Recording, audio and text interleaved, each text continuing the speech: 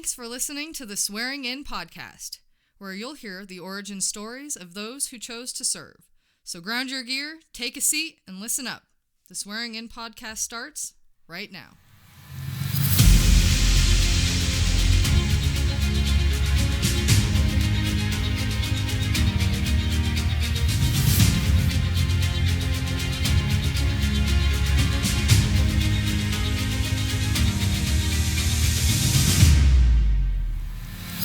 Hello and welcome to the Swearing In podcast. I'm your host, Marty Smith. Joining me today is Air Force Senior Master Sergeant Retired Juan Lopez. Juan grew up in California, both in Los Angeles and later Vacaville. He attended Vacaville High School and graduated in 1999. He joined the Air Force in 2000 and went to basic training in 2001. His AFSC was 1 Charlie 6, and he attended tech school at Vandenberg Air Force Base, California. Juan's first assignment was to 11 Swiss at Schriever Air Force Base, Colorado. In 2002, he was assigned to 2 Swiss at Buckley Air Force Base, Colorado. After that tour, his next assignment was to work HEO with the 460th Det 1 back at Schriever Air Force Base in 2006. 3 years later, Juan was chosen to be an instructor with the 533rd Training Squadron back at Vandenberg Air Force Base. In 2013, he was assigned to 13 Swiss at Clear Air Force Base, Alaska, for a 1-year remote tour. He was then assigned back to Buckley with the 2 Swiss to work the SBIRS Block 10 program. In 2017, he was promoted to Master Sergeant and then converted to the reserves through Palace Front. He was assigned to 4 Swiss at Buckley as an active guard reservist. Later, he was moved to the 710th Operations Group and was promoted to Senior Master Sergeant in 2019. Juan retired on 1 November 2021. Now, this concludes your pre-brief, so let's get on with the interview. So today, I'm joined by Air Force Senior Master Sergeant Retired Juan Lopez. Juan, it's good to see you, man. I mean, we go Hey, how's it going? way back. Were you there at ILC, at SBIRS ILC? No, I You were joined. close, right? I was part of the group that left alert. Oh, you're one of those guys. Yeah. I was the ones like, why do these guys have a chip on their shoulder when they're processing data? When we were sitting there, they're like, why all these alert guys assholes when they're coming in here? And you know the guys who were when they walked into the SBIRS, they're like, oh, we do much more tough stuff than SBIRS. And I'm like, sit down, dude. You know. Did you hear us talk? I thought he came from alert. I was talking to Teapot about this. Yeah. I thought he came from alert. Do you remember, I think it was E5, Guy Gordon. Do you remember that guy? I do remember Gordon. Yes. And so we had the McGriddle story, and I was like, didn't that guy come from alert? And Kevin and Teapot swore up and down he didn't come from alert. He did not come from alert. So I could verify that one. So really that group was Adrian Robinson, Lucky. Oh yeah. Yeah. And I don't know if you know Lucky, but Lucky's son plays for Marquette. So if you want to see a taller, I think Tron told me that. If you want to see a taller version of Lucky, turn on the Marquette. He's like number 1. So I interviewed Tron, and I think he told me that same thing. So and then it was me, Adrian, Teapot, Terry Whitmer, that's right.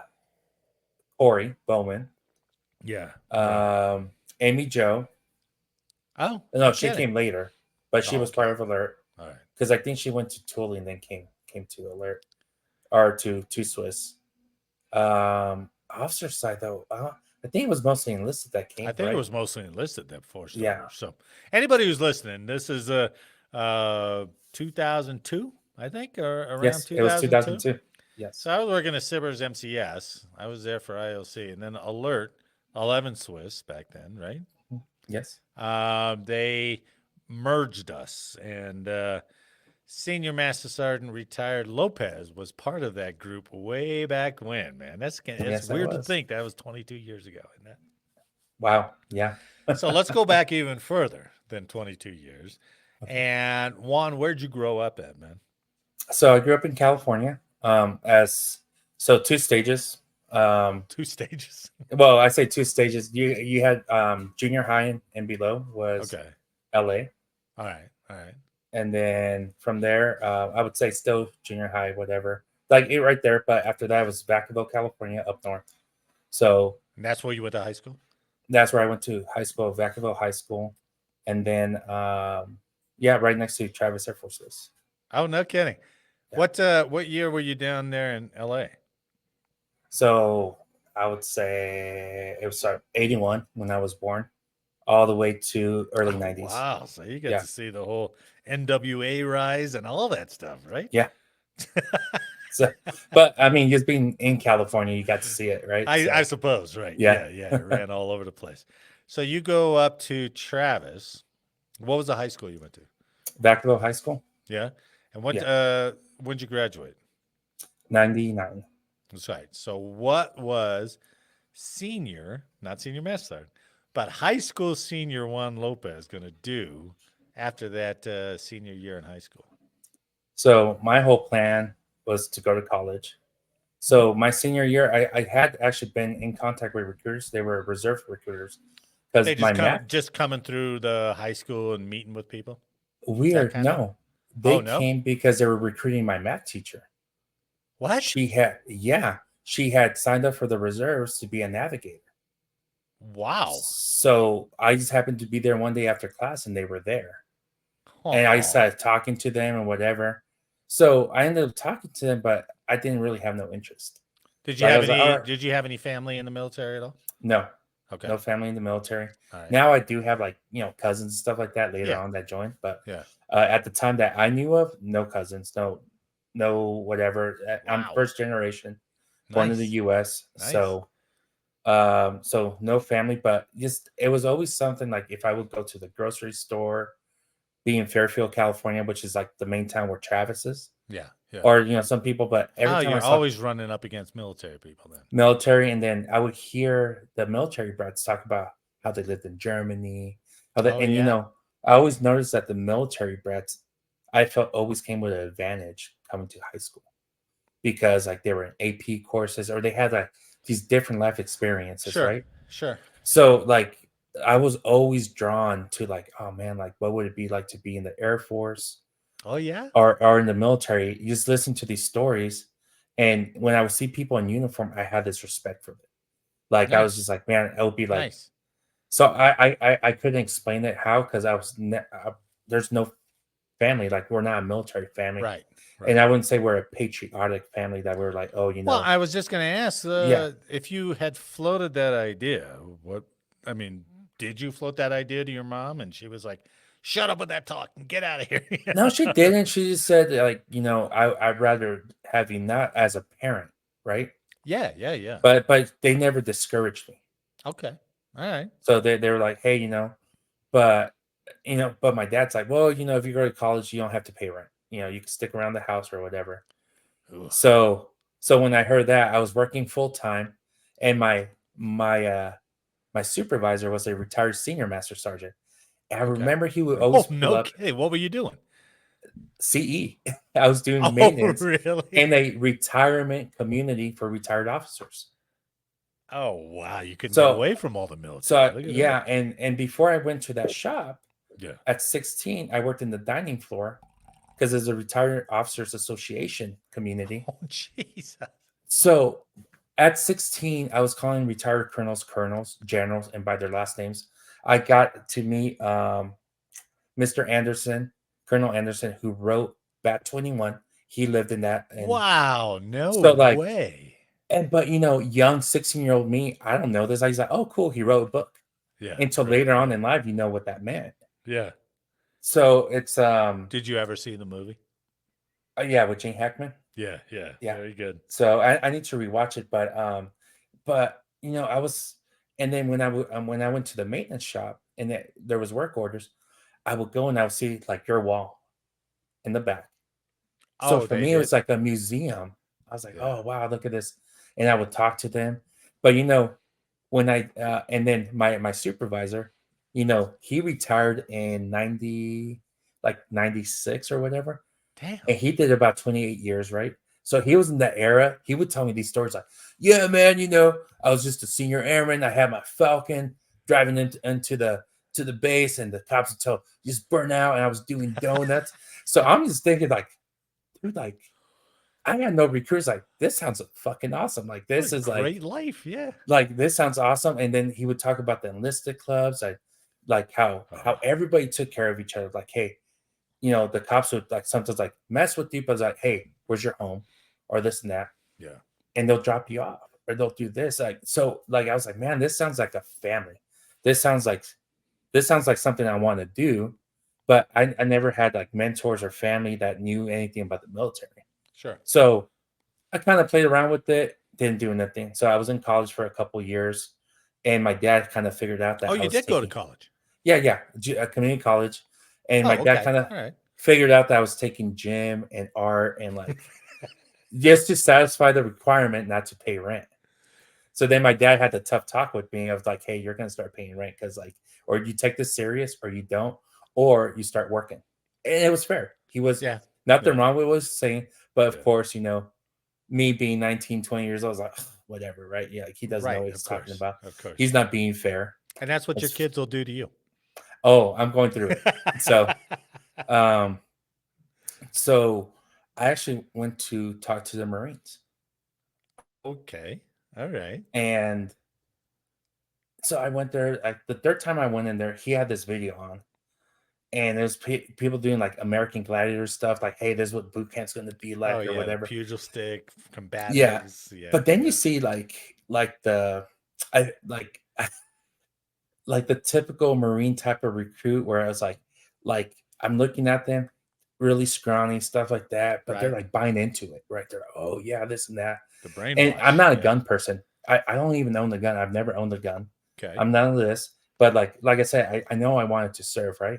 Yeah. But like I was just seeing, I was like, I don't know if this is like my crowd, right? Okay. So I looked at the recruiter. I was like, you know what? I don't know if I want to do the Marines. I might go talk to the Air Force. And he's just like, are you a fucking pussy? Like, maybe this is not meant for you. Maybe you're a pussy. I looked at it. I was like, I am a pussy. And I walked out. Nice. You called his bluff. Yeah. And he's like, kind of looked at me. Yeah. So I walk into the Air Force office, Master Sergeant Jose Rodriguez. And I was like, hey, just walking in, just trying to get a feel for what the Air Force does. My current supervisor, he did CE. That sounds awesome. And I was doing kind of CE work, right? I would that's where I learned how to like build things and do all kinds of stuff, lay cable, all that stuff. So he taught me a lot. And single-handedly, I think he's the reason why I joined. Like, no kidding. You still remember his name? That's pretty awesome. I called him the week I retired too, and I thanked him. Did you really? Yeah. That's awesome, man. So that's really good. So okay, he puts the ASVAB in front of you, right? Yeah. So he's at the practice one's like, yeah, you qualify. He's like, you see that stack right there? Stack of papers like that. Yeah. Those are all candidates and people that want to join the Air Force. Oh, he's like, I'm not hurting for people to come in. So because I have a lot of people flake. And I think he was being honest. Yeah. He's like, he probably was. He's like, I'm really busy. I leave the office tomorrow around 9 in. If you get here at 7:30, we'll talk. I'll start setting you up. We'll set you up for MEPS. It's like nice. Just please don't waste my time. It's just because I want to make sure I take care of these people. Sure. If I'm gonna take you on, I gotta take care of you too. But meet me halfway. Huh. So like him talking to me like that, and like an adult, and meet me halfway and stuff like that. I was like, all right, this is some different type of reverse psychology than the Marine guy that's trying to do, right? I don't know if this is no, but he was just being genuine, right? No, but he's also treating you like an adult. It's like, if you want this, I need to see this from you, and maybe that's what you were searching for, Yeah. So I went, and 2 weeks later, I'm in Sacramento. I take the test, whatever, and then I get the results. I go back to MEPS. So I go at the end of the fiscal year. I don't know what that means. I just know that my scores were good enough where all the jobs opened up that ATC didn't fill in. In retrospect, 10 years later, I understand how the system works. Right. So the senior that I worked for, civilian-wise, Chuck, he was CE, but he did plumbing. He also did courier, so you go back and forth so he could stay at Travis because he also had kids and stuff like that. Smart. Never understanding why he wanted to stay put until later on in life, right? Yeah. So it all comes in full circle, right? Yeah. So I was like, all right, whatever. I was like, well, Chuck, today I'm gonna go and pick my job. He's like, all right, cool, come back, let me know. And he has a mustache like Sam Elliott, and his voice is deep, like Sam Elliott. Like, so just so you could picture what this guy looks like, just think like Sam Elliott in that movie with Mel Gibson, We Were Soldiers. Like that's Oh Chuck. yeah, tall and skinny. Hard tall, as a rock. Yeah. Oh yeah, and he was a smoker too, like So so all right, cool. And so I went and the jobs opened up, after I did my physical and stuff. So all right, you gotta pick your job. Yeah. So I was like, all right, in my head, it's like, all right, I know I want to do something like C, maybe electrician or Sure. radiology, because my recruiter, Sergeant Rodriguez, Master Sergeant Rodriguez, he was radiology. He's went the recruiting route. Okay. So I'm going that nobody's ever told me anything about space. It's just I know that the mess person said it's the end of the fiscal year. I could pretty much get you guaranteed for the jobs that you qualify for. Whoa, no kidding. So I was like, then I see space system operator. I read this thing's like, oh, work with NASA, blah, blah, blah. Yeah. I'm not seeing anything about Colorado or like what space really is. So I'm just thinking, this is my chance to work with NASA. In a way, yeah. Sure, in a way, sure. yeah. I mean, and we've done a lot of support, I think, through our careers, depending where you're at, you still. Right. But for me, I'm thinking like, oh, cool. I'm going to be space system operator. It's a 1 Charlie 6 because cool. And then he's like, you want to leave next week? I was like, no, I got college classes, right? I was like, no, like I can't. I was like, unless you guys pay for them and I drop them, because it's already too late. Even though it was like gym and like I was taking an architectural design course. I didn't want to come out of pocket because that's what I'm thinking. I already paid for them. Smart. I'm halfway through it. And he's like, well, we're going to have to put you on the delayed enlistment program. Okay. It's going to be almost a year. Oh, shit. So, really? And that's what ended up happening because they had to fill in the slots. You had to wait a year? For it to work out because because all the classes, because everything has to line up, All right. And you as a superintendent on the reserve side, I think later on you understand how these buckets work, right? Right. So I was like, all right, cool. And I was like, well, I'm not gonna sign then, like because Chuck did coach me. He's like, you don't have to sign anything. Well, that's true. And make sure you come guaranteed and stuff like that. But I was so set on the space system job. I was like, all right, cool. So anyways, so it was November and I was shipping out. So I guess you could say it's a little bit over half a year. July 11th. That's not so bad, right? So it wasn't so bad, but I later understood why they don't want to put you in delayed enlistment, because anything could happen. You could get in trouble. You could be a knucklehead. Then you get disqualified for entering. That's a lot of self-discipline you got to do until you actually step into the military. Yeah. And I had already done the physical, so they want to make sure you're still good to go. You don't wait. You don't do anything. Right. So what year was it that you raised your hand there in MEPS? 2000. 2000. November. For some reason, November 18th is ringing the bell, or November 8th. That's all right. I'm not. But it was just no. But it's just those 2 dates. It's like okay. And so I raised my hand. I was there, and I thought it was cool because the enlistment program actually gave me access to Travis Air Force Base. Oh, did they really? And something funny for people that didn't have access. The enlisted club was where it was at. So if you had friends that were airmen, you always wanted to go party on base. Yeah, that's true. So back then, back then, right? Back then, even everything pre 9/11 was a fucking blast, man. Yeah. So, but for me, it's like, oh, this magical commissary in the sky and the big BX in the sky was like, well, but that's when the prices were cheaper too. Yeah. So I would go and shop during that whole time, and I felt like I was like, oh, this is awesome. Like I have, like I'm in the club now, even though I haven't like officially joined, right? But I thought that was cool. But you already feel the fellowship a little bit. Oh yeah, like you belong, right? Yeah. Yeah. So do that, and then July gets getting closer, and dude, I'm starting to get anxiety. I'm like, oh shit, like this is actually happening. You had too Maybe much no, time to maybe think not. about it. Yeah, Well, but now you know, wait. So when you swore in, how old were you? 19, 20? I was 20. Okay. Yep. So were you an athlete at all in high Oh school? no, I was 19. Oh, you were Then I 19. turned 20. Yes, I was 19. Okay. Yeah. So were you playing sports or anything in high school? No, so it's I think that the team thing in the building is just coming from a dynamic family. Right. You ever done any So push-ups before that? no, so we had weights in our room. So I've always Okay. been All barrel right, chested good. and stuff like. So I did that stuff. Yeah. So like the exercise Yeah. portion, I would always jog and stuff. So that was never an issue. Like so, All right. So I mean, since when I was a kid, I did soccer. So, but that was okay. it. All right. Yeah, So you had no problems with the physical part. yeah. So now we're getting closer to June, you said it was? It was July 11th is So when I left. are your buddies that you're working with, are they coaching you up on basic? Are they telling you how to be mentally?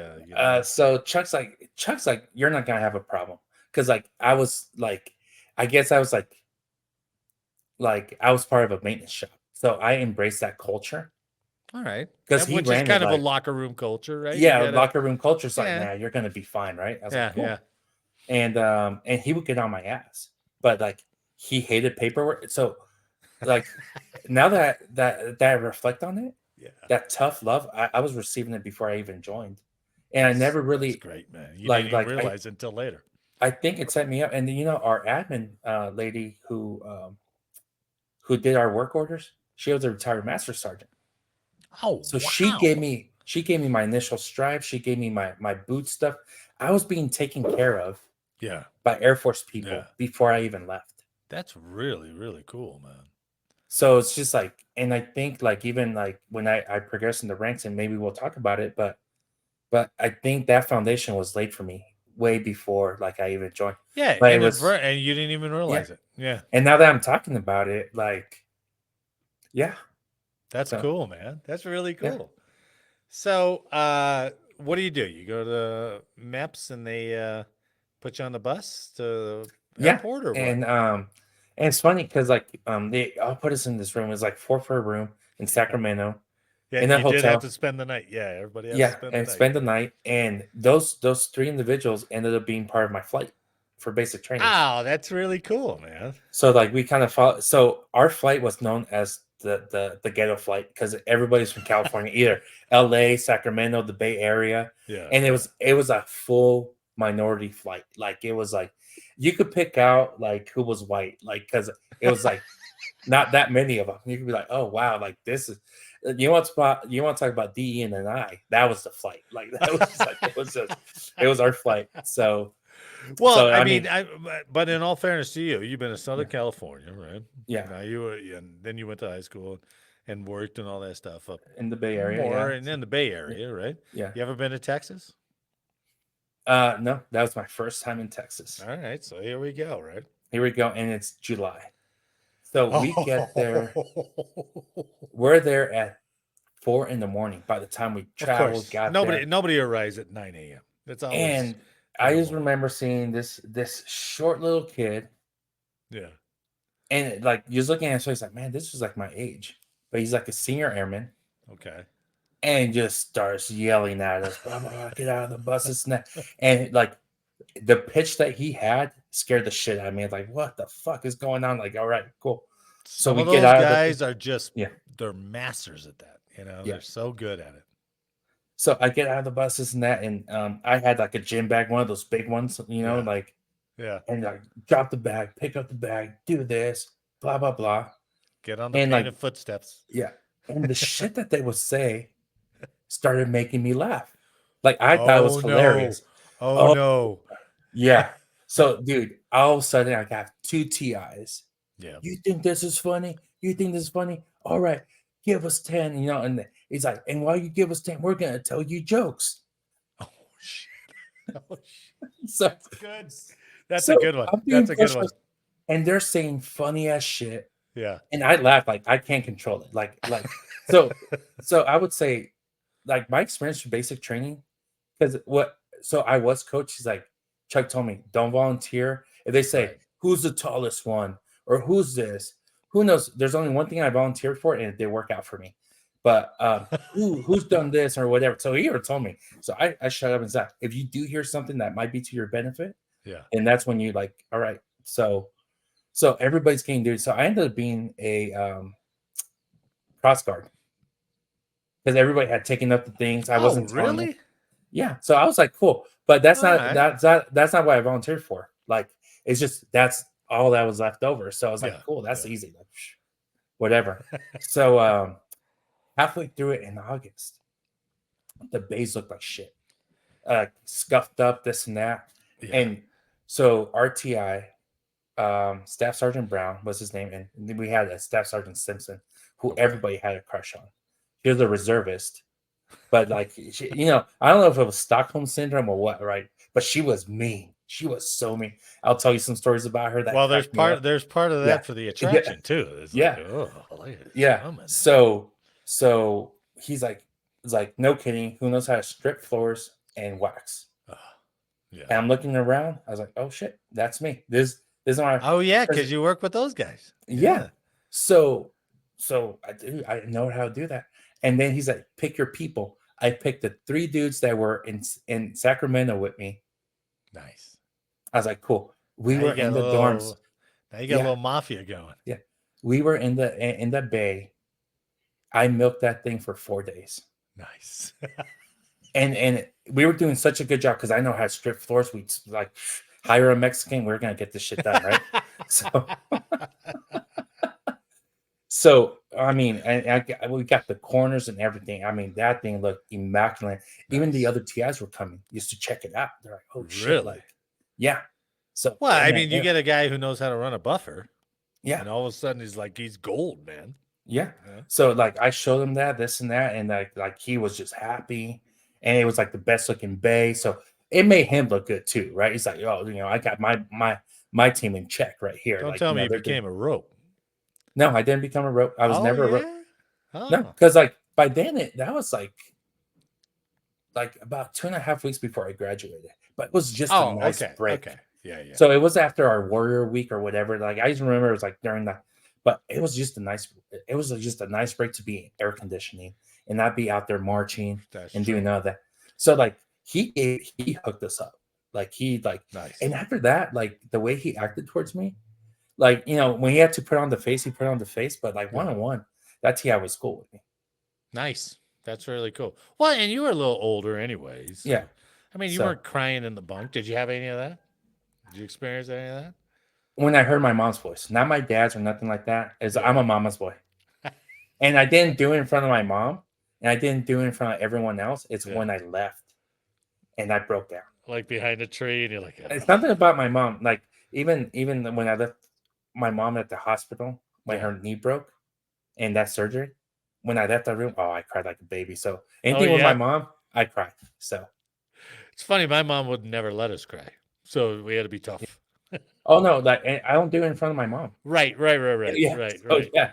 So so I was that kid, but it's like I had to do it by myself. It's like I still had too much pride to be like, yeah, I'm not sure. Yeah. So sure. But yeah, so graduated. My whole family came down. So my sisters, my brothers, stuff like that. So that was cool. That's a long trip. That's good for them, man. Good for them. Been around San Antonio. Did the river walk, Alamo, all that stuff. So what are you now? 20? Now you're 20? Yeah. By then I was already 20. Oh.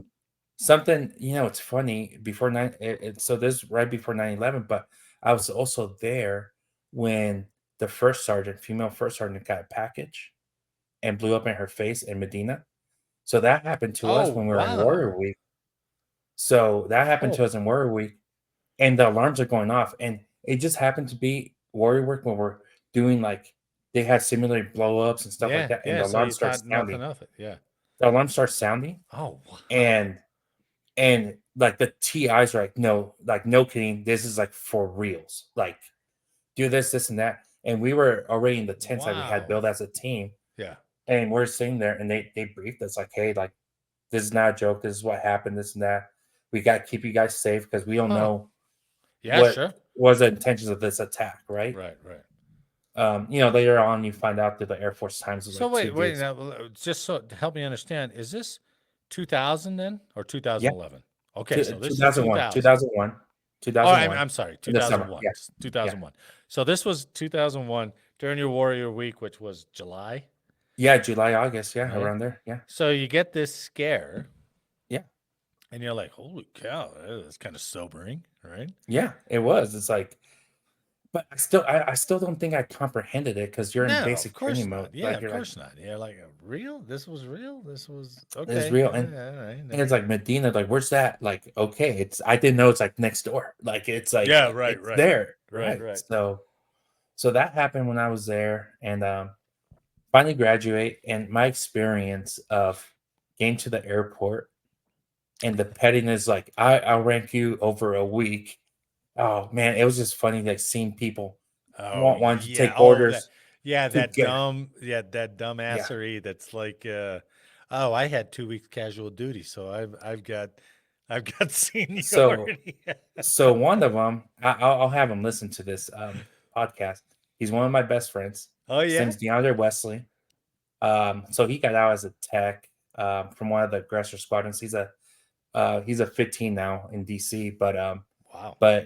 But man, like he comes in, so I've been here for a couple weeks and blah, blah, blah. And I'm taking over, right? Like whatever. And you can see some of the other people getting mad. I'm just like, dude, whatever. I don't care. Like, yeah, cool.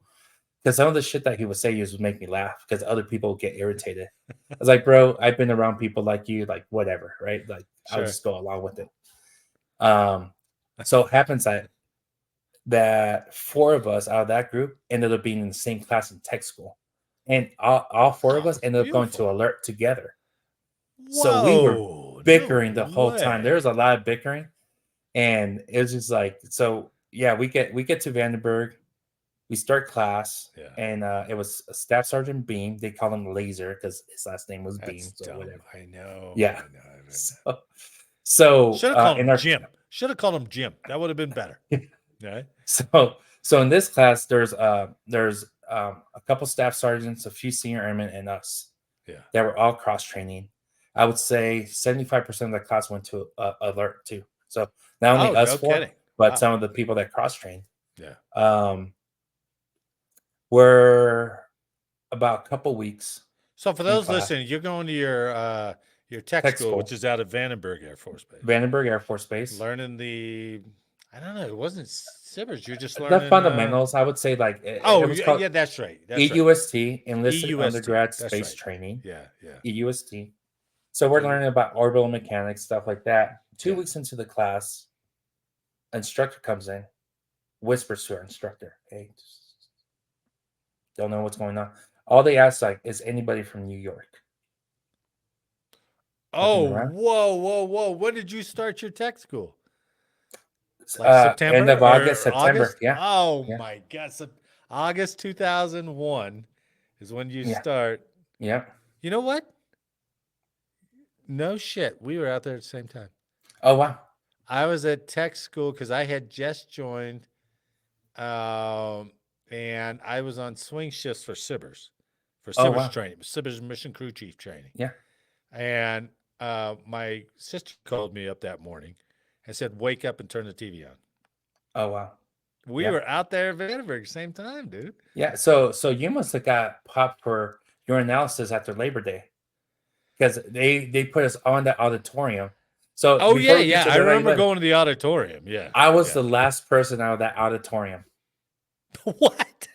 I cannot, dude. When they woke us up, so I am I will piss like a racehorse in the mornings. I just go and go. Oh, so you pissed and then they're my gosh, yeah. You gotta have to wait. And man, this dude was so pissed. I was the last one out of that auditorium that day.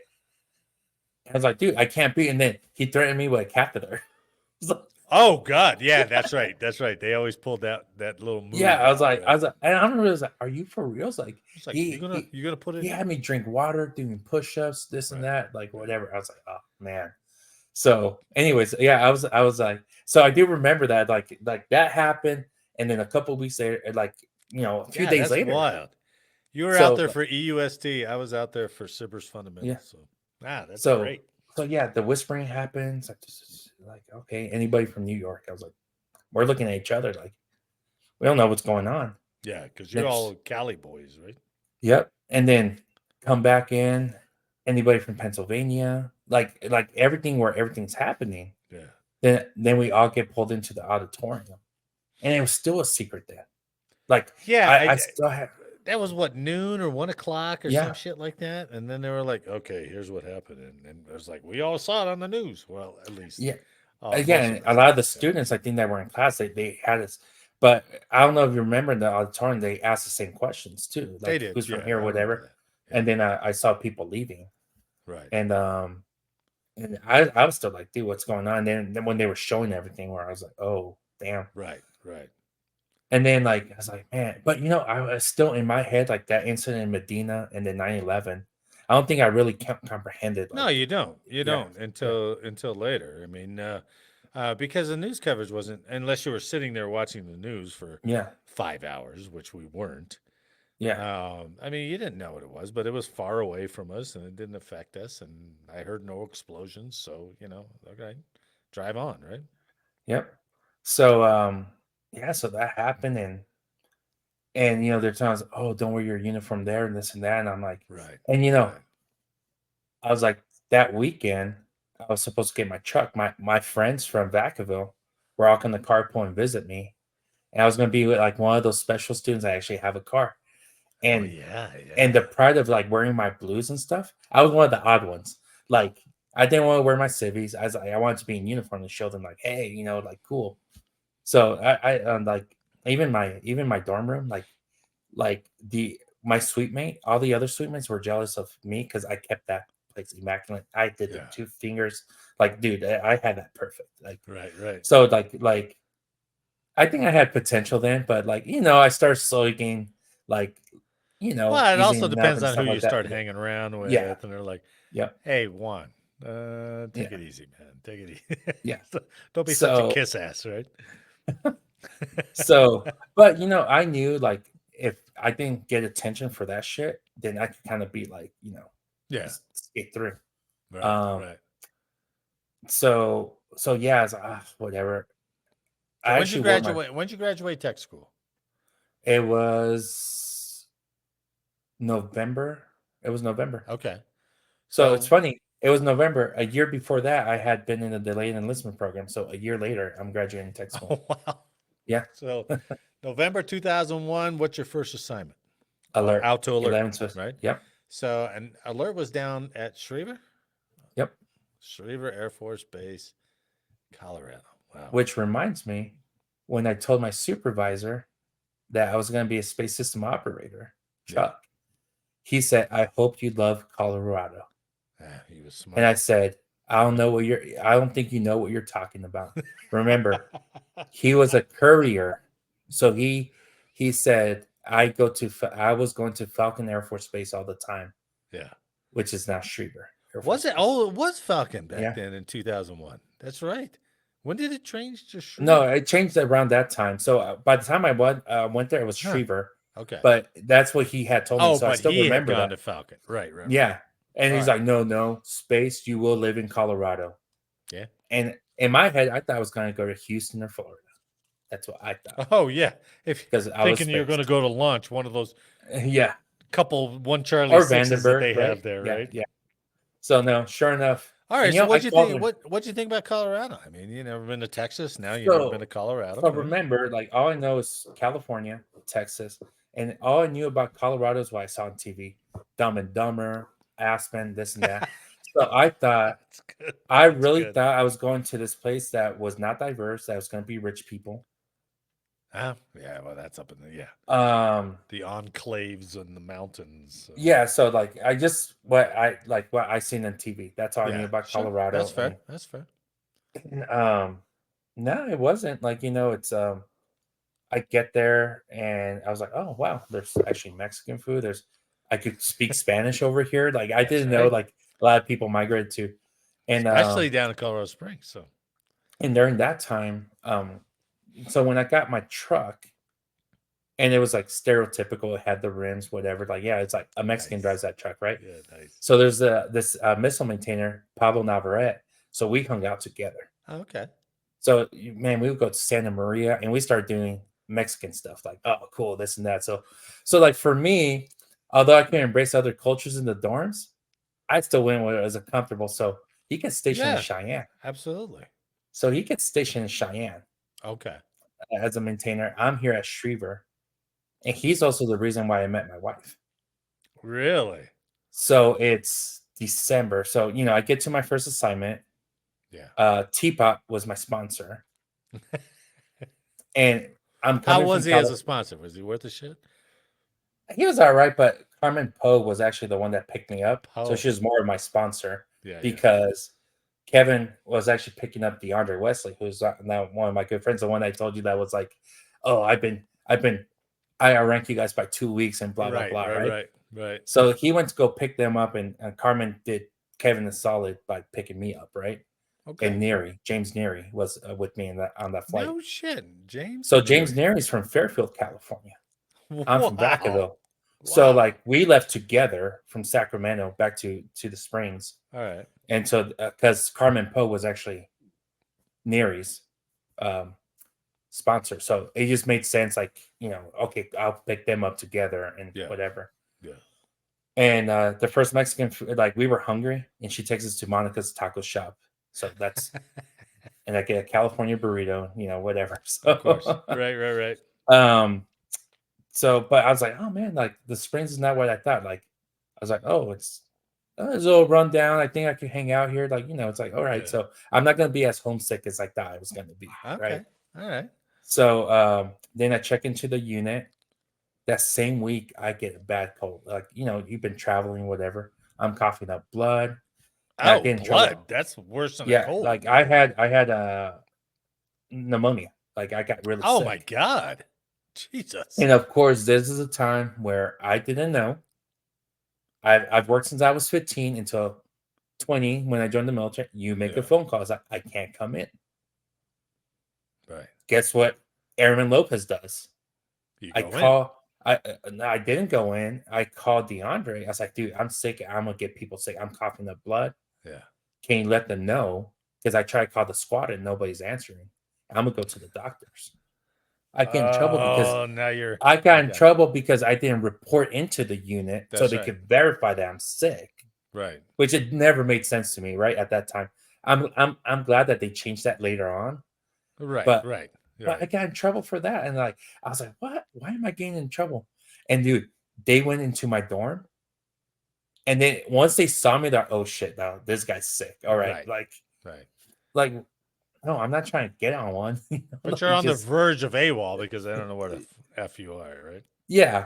Well, and then when they told the captain, he's like, well, he should have reported in. And he was a prior enlisted cop. Maybe your sponsor should have told you all that. Yeah. So Teapot, if you're listening, thank you. So good. So yeah, so it's like I was like, man, am I like on this thing? But Tyrone Clark ended up being Josh Hanson. Tyrone Clark ended up being my first supervisors. Okay. So Josh Hanson was like a month, and then they moved me like to another flight. Yeah. And it was Tyrone Clark, and man, he hooked me up like so. I got airman of the quarter, this and that. I'm like, all right, cool. And like for me, all I was doing was like the work, and then they're like, hey, who wants a vacuum? I'll vacuum. I wasn't doing to kiss ass. I was just bored as a mid, right? Right. All right, I'll vacuum. I'll do this. Like, hey, they need the Schriever gym case got built that year. They need people to build equipment. All right, I'll go. Like, I'm not doing anything else. And remember, I did building maintenance like before I'm coming in. Yeah, so that's easy. So yeah, so I was like, oh, you were mechanical. Yeah. Yeah, so it's like, oh, cool. I'm enjoying this. And then the unit scan reports, like, hey, Airman Lopez is helping out. That's awesome. This and that. And then I was like, oh man, like this is pretty cool. So I started kind of like being like this little golden child. Then like, oh, because you were reliable and they could task you out to whatever the F they wanted you, right? Yeah, but I didn't think I was doing anything special. Right. But I was like, all right, cool. And I mean, what I thought was cool though is like, hey, you're going on a TDY to LA. So I've only been in Whoa. the unit for like 6 months. And I go TDY to LA. Wait, A1C at this point? Yeah, I was Oh, an A1C. all right. So What I the was hell? like, all right. Why are you going out to LA? I don't know. I was going to SSC and just like whatever, and it was just like because I got airman of the quarter. Like cool. So I went with Oh, okay. To Teapot. be honored. Yeah. Yeah. So I went with Teapot went on that TDY and 2 other captains and the major. Yeah. And it was like kind of like a course. That's when I got exposed to that understanding space book for the first time.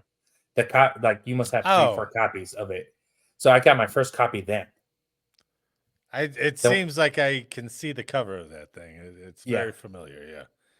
Yeah, it's the one that gave you an NSSI, like that book that everybody gets, right? So I got like 3 copies of it, like throughout my career, right? Really? So that's the first time I actually got a copy. Was back then. And after that, like we went out, and man, the funniest thing happened. So we're going to TDY. I'm under 21, so I'm the DD. Yeah. So one of the rental cars is a town It's car. 2002 now we're talking about? Yeah. Okay. Yeah, this is 2002. Yeah. So one of the rental cars is this town car to fit everyone. Well, I drove over there because I was going to take leave in conjunction with my TDY. Oh yeah, because I'm back home. Yeah, you're back. So I'm a Civic. I'm in my little Civic, whatever. So we end up meeting downtown, and we go to the Whiskey Go Go.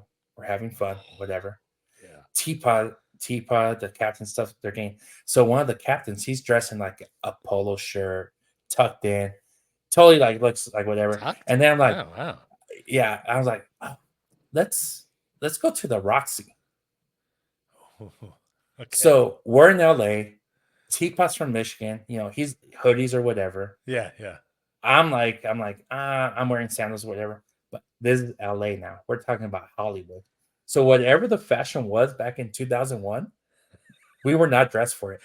And they were talking shit on the line because we're trying to get into the Roxy. They let us in. But man, this captain, remember, he's prior security forces.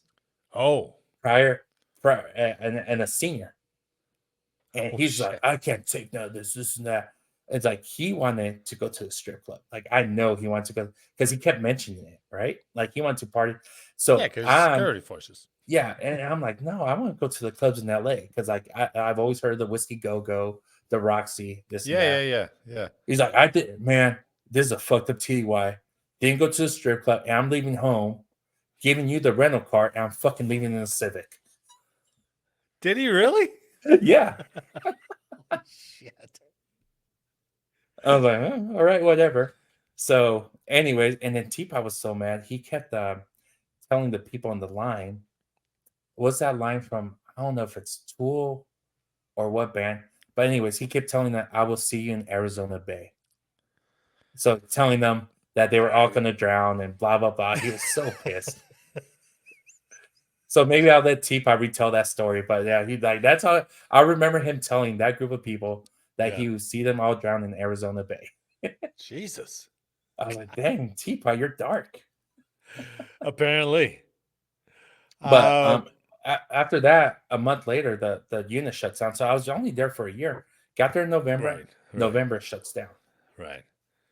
So they shut you down at Schriever, and now you're all moved. Well, not all, but those who chose got to move up to Buckley to be part of SBIRS, right? Yes. And so this was 2002. So you get up to SBIRS. You senior airman by this point or no? No, I'm still A1C. Oh, A1C. All right. So you come up, you're a DSO, right? Yes. Did you have to go to Vandenberg for the SBIRS course or no? No. Okay. They put us straight into training, and Mike Blemon and Trey Hines were our instructor. All right. I mean, what a cast of characters, right? I mean, yeah. And Chico. Chico. I was just about to say Chico. So, all right. So you're integrating all, roughly in with SBIRS. How long did you stay with the 2 Swiss up there at Buckley? I left in 06 to be initial cadre. So there was a whole new assignment they gave you. Yeah. So they gave you 4 years. So when did you get senior airman? So I would say it's like 6 months after I got there. Okay, so yeah, I mean, Yeah. but senior airman's mostly a time kind of thing Yeah. for the rank. Yep. How about staff? Were you staff before you left? Yes. So I left as a staff sergeant. So, but that's when I got in trouble. So Oh. yeah. So when I went on leave, it was gonna be for spring break. What So year? What year are we talking about? that was 2004, All right. and I was like the the the the whole champion of planning this out. I was like, we're gonna go to Oh yeah. Rosarito. So it was like Javar Cecil, Matt Mathau went there, Joe Mackerling went on this trip. Uh, my friend DeAndre, we picked him up from Vandenberg, stuff like that. So Wow. Joe This was Mackerling Joe Mackerling's never been in the Bay Area. Dale Harris was supposed to go, but I think our flight chief at the time, it was just too many of us going. And because you his couldn't all request get was leave at the same time. yeah, and I think during this time, it probably would have hurt you because I think you were in charge of the scheduling shop. So you're probably like, I don't know how many more people. Scheduling shop. I Yeah. might have been. Yeah. Yeah. So Joe Mackerling goes with me to Northern California. All right. I was like, cool, we're gonna hang out with some of my friends. So we go to Davis, California. It's like, hey, where UC Davis campus is at. We're right outside. Yeah. Nice. And my friend starts introducing us to like the Long Island iced teas and adios motherfuckers. So we're pounding them like. So I was like, I think it's a good idea to just, drive my truck and do a California stop right in front of the hotel. So that's when I get pulled over. And then, so Joe Mackerling stays in the hotel, and then I go to the drunk tank. Okay. And I remember I called the next day, and Chico's my supervisor. I was like, hey, man, this is what happened. And then Chico's like, well, what do you want to do about it? I was like, do you want me to address it, or you want to wait? You want to play this out? Chico being Chico, right? But I think there's nothing coming out of malice, but it's like, okay, you as a person, how do you want to approach this, right? Yeah. And I told him, like, you know what? Yes, let leadership know. Yeah, you got a clearance. You got to let them know, right? Yeah. So I'll tell you, Steve Smith, the commander, in the shirt, they were more happy that I had come clean because during that time, I guess there was like a lot of people hiding it. Oh, yeah. And they would run reports, and then they were finding out way later. Right. And then they were pulling clearances away. Yes, they were. So anyway, so that happened. But so I didn't test that year. Like I had a test date, and I went to the testing center. And I actually did test, but I think after all the paperwork, they took that away. Well, what'd they charge you with? Well, I got LOR because California owned the case. They didn't release it to the Air Force. Yeah, nice. So they just gave you an LOR? LOR, and then and then I had to walk on base. I had to do the walk of shame for a year. Oh yeah, that's the hardest part. That sucks. Especially those cold days. That's a long way. Yep. So, even if you go like the 6th Avenue gate and you try to cut in through the ADF when you could still walk all the way through the ADF. Yep. Before they put the fence up. So yeah. But I was just fully transparent. And Steve Smith, like the commander, like he was like very personable. Like he didn't like, it's like, hey, Colonel Smith was a good guy. Yeah, he was a good guy. And, but what I took from that situation is like, I think later on in my career, it's just like not to overreact on certain things. And I had my moments, even, when you're like, go, where I reflect that maybe overreacted, but I'd still go back to that moment and be like, they were a person first. Yeah, it doesn't have to be a death sentence. You know what I mean? Especially if you take their performance prior.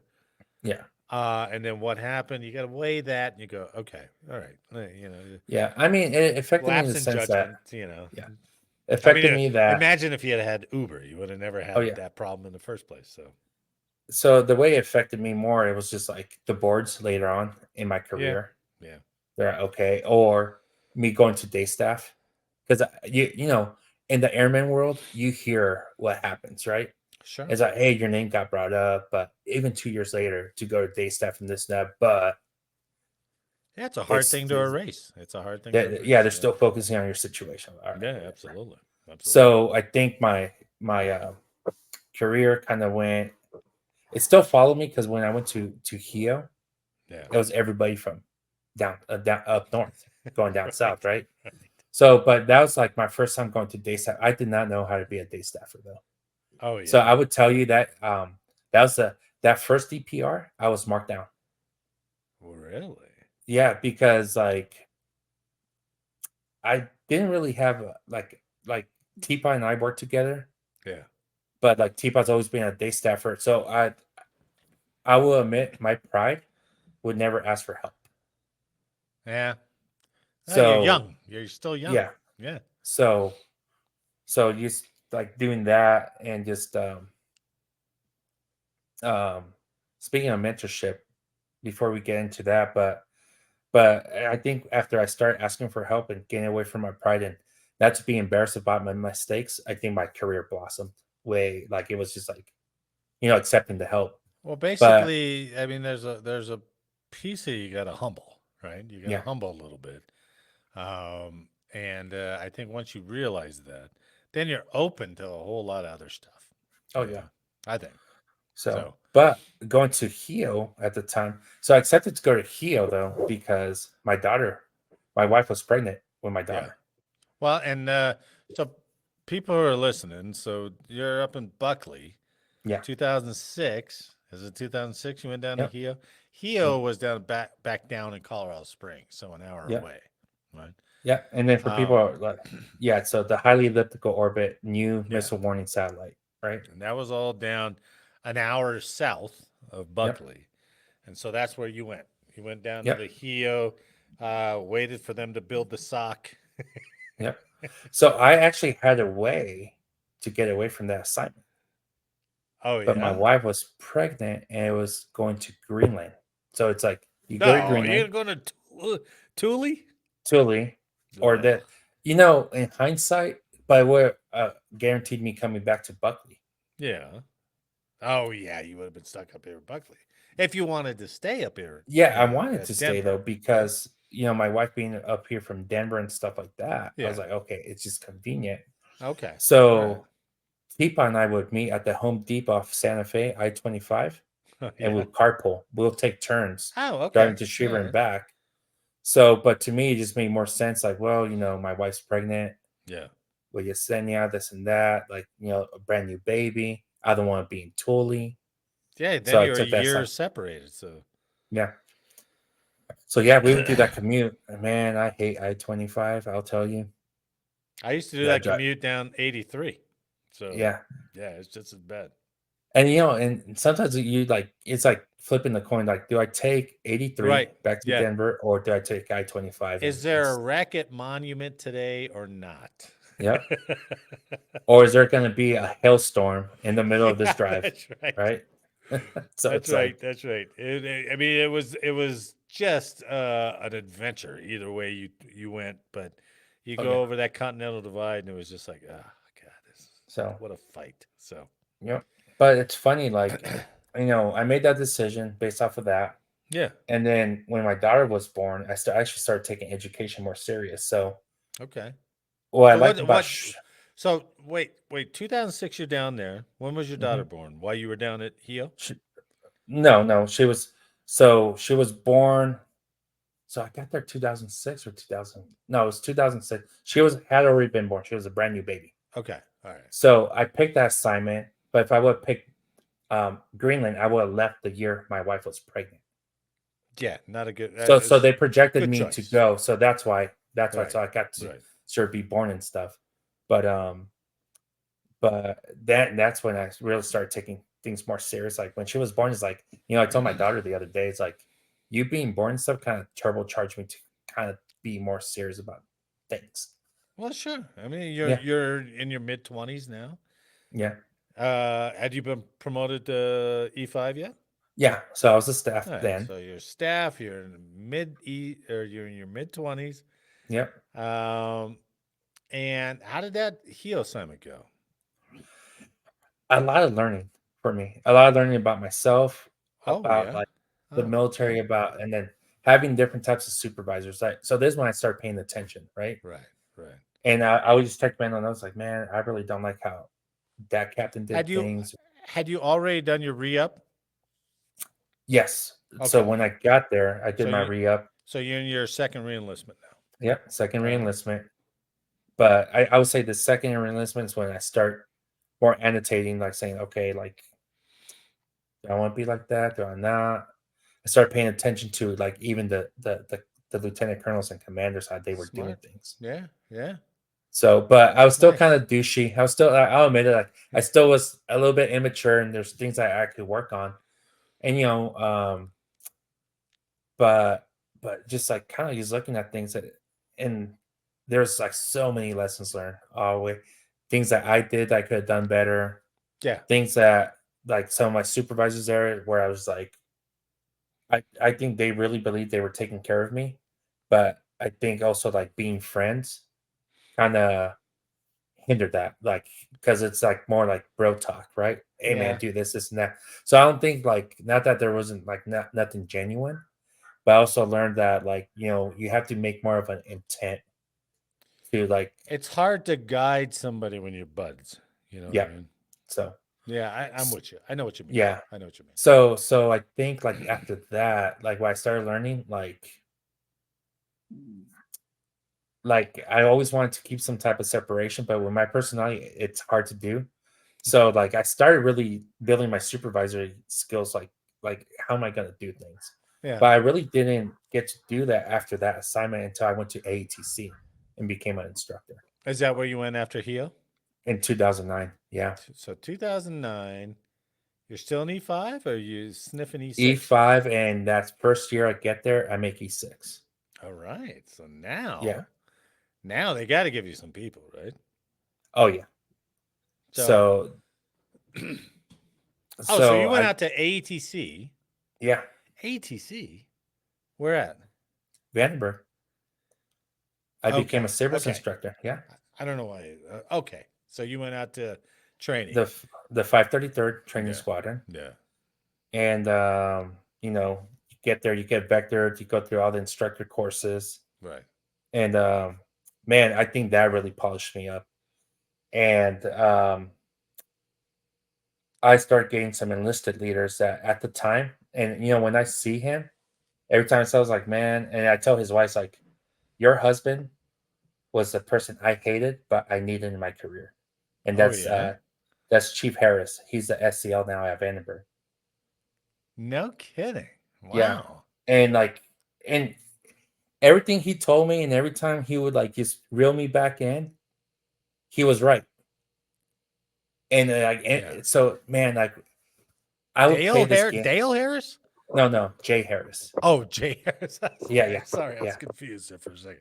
So So um 2009 out of Vandenberg. so Again. now Right. we'll talk about the other Harris, right? So Okay. I get there and we go through one superintendent, and then I hear about Jay Harris, right? Yeah. And Jay Harris left to Swiss when I got there. So maybe you Oh, remember Jay okay. Harris when he was there. So because he was also Maybe. Sivers. Yeah. So I was like, man, and I like, you explain like other people's like, well, how's this guy like, oh, man, if you cut him, blue comes out, right? I'm like, oh man, like I don't know what this means. Man, I'll tell you, he would challenge me, and like I would go over there and talk to him about I'm supervising this person. I told him this, and he would just challenge me, dude. And because he would challenge me, and then I would give him EPRs. And it was like he cut his finger and he just bled all over everything. Right. So I made it my Right. goal. Right. I made it my goal, like a game that by the time he left, I think I wanted to have the least interaction with him. Oh, okay. Because you wanted to get everything right. I wanted to get everything right. Yeah. Yeah. And I think like me getting picky about EPRs or work packages, the way to mentor people and push people. Yeah. all that came from him. Oh, nice. Yeah. Yeah. And as much as like times like, oh, I don't think I like that. Like he was never telling me anything illegal. It was right. Right. Right. It's the right way to do it. And it was just like one of those. And it's funny, every time I see Maria, his wife's like, man, I hated your husband. Like he's just like, and I mean it in the good way. Like I didn't hate him. It was just like one of those things. So, but I would say in that career, in there, like, and then he was also the one that kind of taught me like take care of your people. Uh-huh. But just because you're taking care of your people doesn't mean that you're being taken care of. You're Right, gonna have sure. to find a balance to learn how to take care of yourself too. Wow. Look So at it's just all like one of this those. insight. That's great, man. That's lucky you get to learn from somebody like that. Yeah. So, but I think because during that rank, staff to tech, Yeah. it's not like the popular thing like to hear, because sometimes you No. think like depending on how serious you're taking your career, right? Yeah. So, but either way, like all that got done during that assignment. That's when I finished my bachelor's through CU, Oh, Denver, nice. stuff like that. But I started taking things more serious, and there's something like I would recommend if you did 20 years in the military, that you do a special assignment, whether it's being an instructor, MTI, a recruiter, Sure. Yeah. because it shows you the other side and it kind of develops you more in a professional manner. Yeah. So like, P's and Q's. It's so funny though. Like I went from strict regiment, then I get assignment to Clear Alaska with the National Guard. Wait. So 2009, you're out there at Vandenberg Air Force Base. All the way to 13, right? So 2013, you're now a staff sergeant. Tech sergeant, yeah. Oh, I'm sorry. Yeah. Tech sergeant. And you went up to Clear? Yep. So how's the National Guard piece work out with that? How's that? So there's only like a few active duty bodies at the time that are there. Yeah. And the rest of the missions run by the Guard, and they become Title 10 when they're on console. Okay. So they work the federal mission, but they're guardsmen. They're AGR guardsmen. Right. So, but before I get through there, the other thing, well, I was talking about Jay Harris, but man, like the other thing he said, by taking care of your people, man, I'm telling you, when the team thrives, everybody thrives.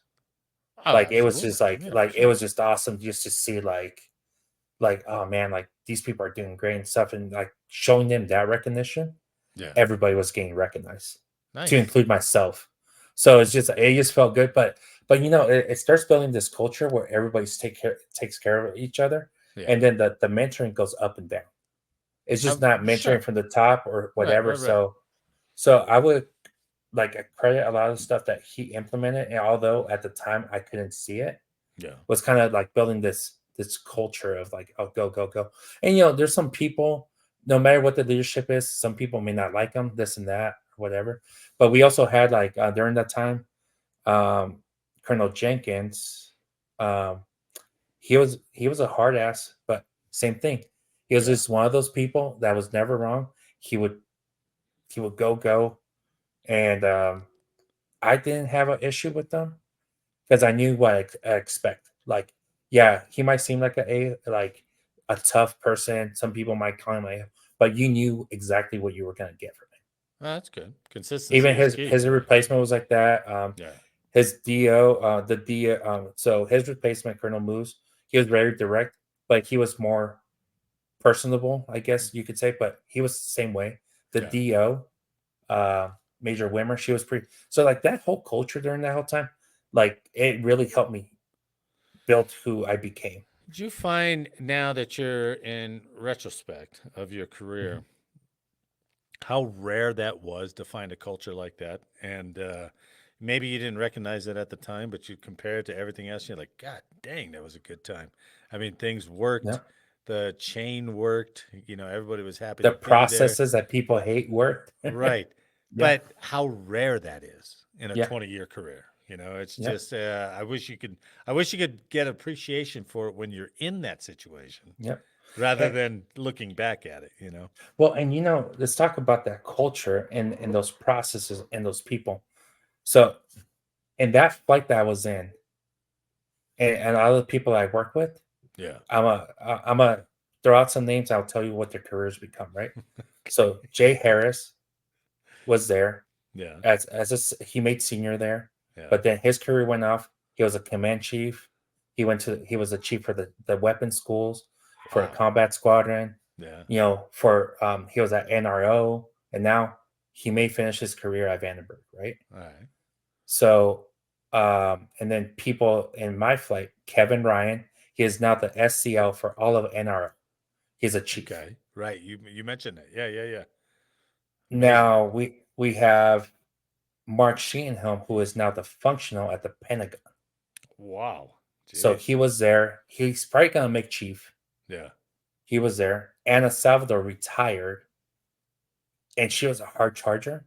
Yeah. She went, but you know, to take care of family and stuff like that. She joined the reserve at Vandenberg. Senior KPL to chief too, but you know, she ended up retiring. Easy. Yeah. I'll tell you, she probably would have made chief faster staying active duty than she would have in the reserve. Oh, yeah. Wow. And then some of the captains there, Scott Wright, he's the commander of 2 Swiss now. Yeah. Okay. Carrie Zerdikov became the commander at the 460th OSS, and now she's doing staff work, working with generals and stuff like that. But like these are all people that All were at all the coming same from time. that They were, yeah. all at the same time. It's amazing. And then Colonel Edmondson was the group commander at the time at the 381st. Wow. And then she goes off to be a general for ATC at the academy, you know, whatever. Yeah. Yeah. So it's like you know, some people may question cultures and why you want to develop them, but in hindsight, now in retrospective, look what it did for a large group of people. Oh yeah. Yeah. Absolutely. Amazing. Hard charger. Amazing. So tell me about Clear. So you up there at 2013? Yeah, I'm there in 2013. Just a 1 year remote, right? Yeah, 1 year remote. No.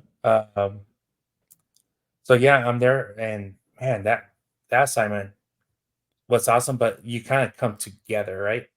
But Oh sure. coming from so- you know, the funniest thing that happened to me though, the guard guys kind of pulled me aside because I'm coming from ATC. So Yeah. the guard culture is like, man, dude, man, this tech sergeant calls this captain, hey Bob, how's it going? You know, I'm using that as example. Right. I'm not gonna use like all the names and stuff, but it's just so relaxed. I'm going crazy. I'm like, what the fuck is going on here? You know, this and that. Like, I shit you not, Marty. They pulled me aside, like, hey Juan, you know, like this is not ATC anymore. Yeah. It's Relax. kind of just Relax. relax or whatever. I But believe it was two polar opposites, right? Yeah. Sure. Sure. Like it's just like, oh man, like so. But during my year there, I took advantage of Alaska. My son, so my daughter at the time was 8. My son was 4 years Oh old. yeah. Yeah. But I did fly him to Alaska. You know, took him Oh, really? everywhere. Yeah. Oh yeah. So in the summer, I mean, Alaska's beautiful. Like I really like that assignment. I like how close everything was.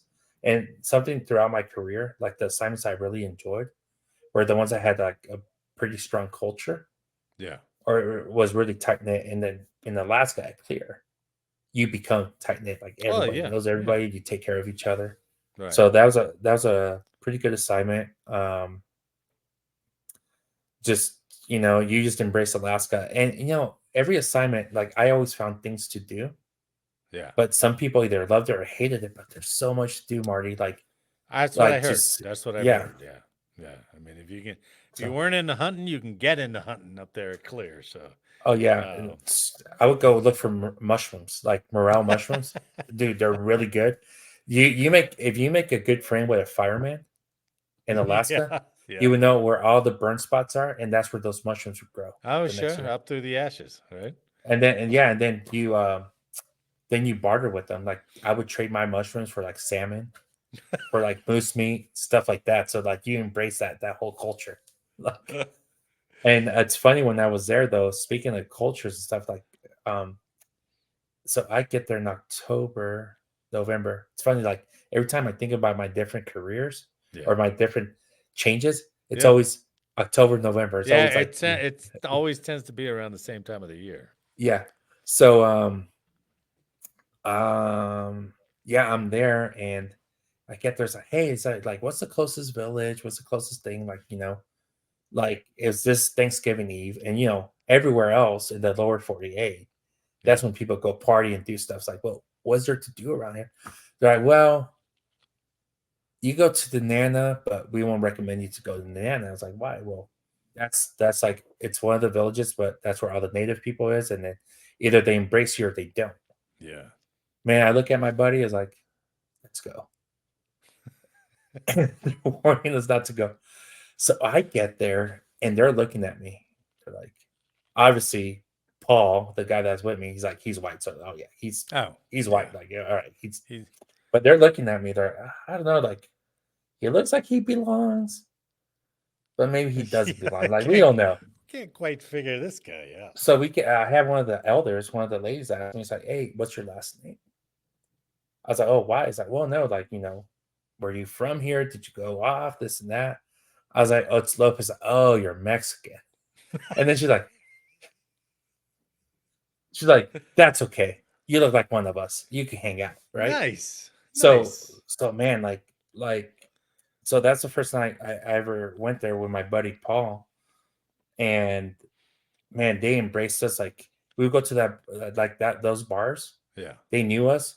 Like they would take care of you. Like that night, they did not let us drive home. They called somebody. They opened up a hotel for us. That's cool. And that next morning, like I didn't even remember. I just remember waking up in the bunk bed. Paul's on top and I'm in the bottom, like waking. I was like, hey bro, like what's going on? Like it was just like one of those things. Yeah. But anytime we went there, especially the elders, that they took care of us.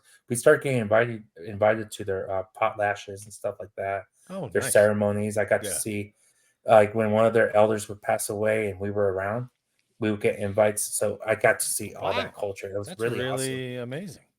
That's really and people in just a year you were able to develop those kind of relationships with with that tribe. And people cautioned us not to go over there. Yeah. Wow. And I was just like, no, they embraced us. Like they like I feel like they made us part of their village. Yeah. So that was actually pretty cool. And they would take care of you. Like if you became them, like you were like family, they would make sure that you were safe. Huh. So that was always pretty cool. That's really awesome. Yep. So again, leaving that assignment was kind of tough. Like there, it's like, oh man, like I built all these you've established all this in just a short year. Yeah. So but you got to get back to the family and kids. So so 2014 they send you where? Back to Buckley. Back to who you working with? Block 10. Yeah. So they sent me to Two Swiss. Oh, back to Two Swiss. Okay. Yeah. So they sent me back to Two Swiss, and for my wife, she's from Brighton. Yeah, that was good. So it's home for her, stuff like that. Well, but man, while you were gone for that year, did she go back up with the parents or what? So or did she only stay 2 down months. In Colorado Springs? No, we were at Vandenberg. Oh, I'm sorry. Vandenberg. Yeah, that's right. Vandenberg. So no, it's like we really love the Central Coast. Like Lompoc's such a small town. Yeah. And the weather, you can't beat the weather. It's always like 60, 70 degrees year round, nice and cool. Now, when you're on base, it's like when that rolling fog gets in, it looks like, it's just sad. Yeah. But, it's funny. You just leave like 2 miles away from base and it's sunny. Yeah. So. Right.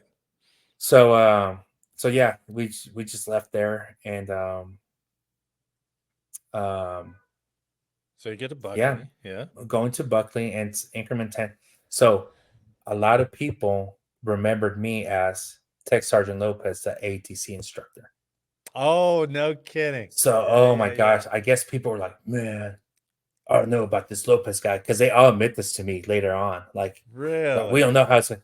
Well, remember, I already had that talk with the guard. The guard's like, hey, Juan, just kind of slow it down, So I think I got a little too relaxed. Shit. Going from ATC, going there. So I get there, and it's for Block 10. And remember, I just had left tech school, so all these brand new airmen, all this, I had all dealt with them as students. Yeah. So it was funny because like I remember when I first showed up, I go to one of the computer rooms and I show up and they see me. They all start getting up and stuff like that. I was like, whoa, like what's going on? Like, no, like chill. Look at Like, this hard ass, man. That's not yeah, the yeah. I was like, that's not the senior airman Lopez I remember. yeah. So, but the people that saw me that knew me from like tech school, they're like, oh shit, like Yeah. Lopez is here. So I think they have this mindset like, Well, it's sure. like the instructor, right? Like, Yeah. so I was like, no, chill, like whatever, this and that. And there's a group of a whole bunch of cross trainees that got there during that time. Uh-huh. And they're all good peoples, you know, everything else. And they will always call me the space baby. Oh, you know, you space babies, like blah, blah, blah. It's like this and that. So but dumb. you know, after a while, after they got to know me, they were like, oh, okay, you're like an honorary maintainer. Because like you work different from like other people. Because like they would see me when I would turn it on. I would turn it on like old school. Yeah. I hate paperwork. Like, don't. Yeah. If I have to do the job that I have to do because you require me to do it, I'll do it. but like, you know, when I came in as an airman, like a lot of my supervisors are all cross trainees. Either they were cops, maintainers, and stuff like that. So right. I got the tough love, like, you know, like, hey, fix your shit.